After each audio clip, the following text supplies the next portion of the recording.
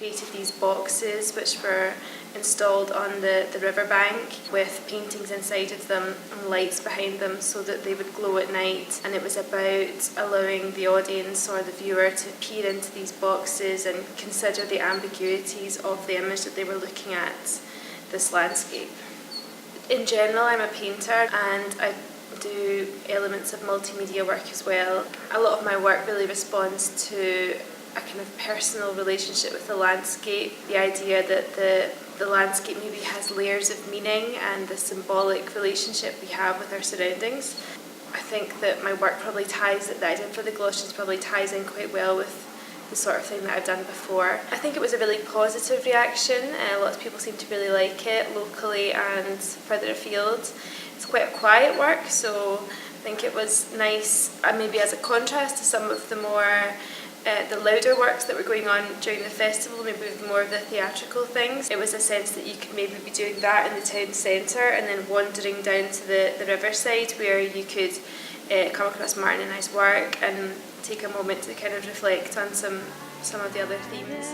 Dear companion, indeed I thought his love my own, until some black-eyed girl betrayed me, and now he cares no more for me.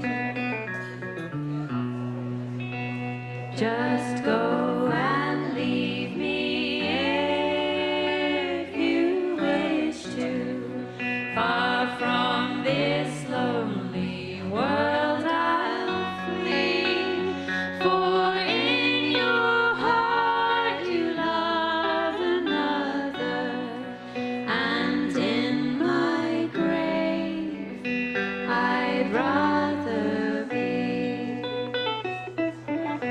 And we are assured neither wisdom, device, nor knowledge exist in the grave. Well, this is a graveyard walk where you walk past graves that are lit up with glowing flowers and you hear words that have been written by the people who are buried in the grave. By means of strong drink, land sharks often rob our seamen of their entire earnings of a whole voyage.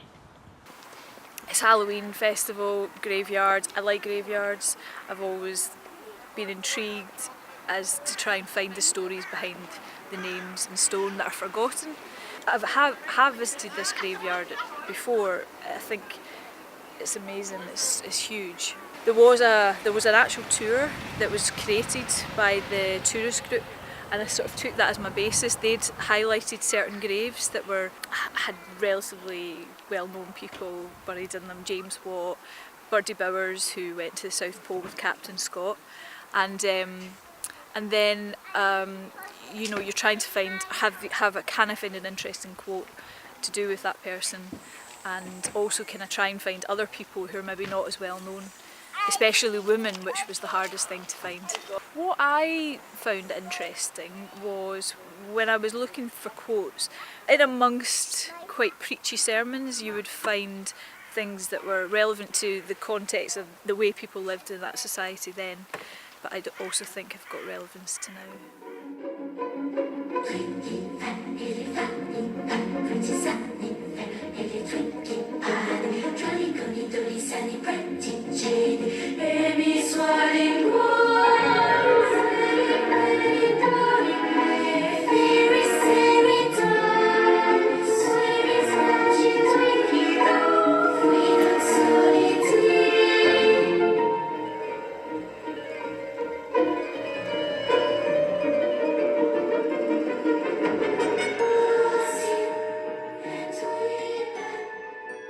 I've been making a lot of work about the landscape and about the idea of man within nature and some of the kind of uncanny, sublime elements of that.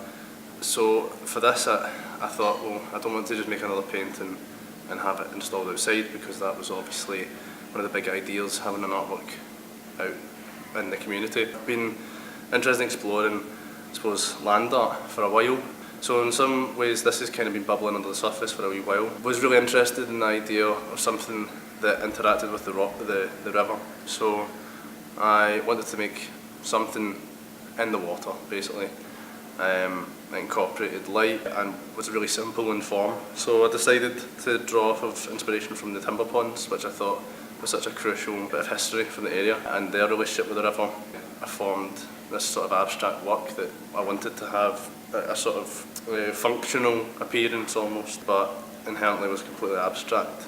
I'd bumped into a couple of strangers. They were really intrigued, which is what I had wanted. And I think some people were kind of confused about it, but that was actually what I wanted them to be. I wanted them to be a wee bit perplexed at first.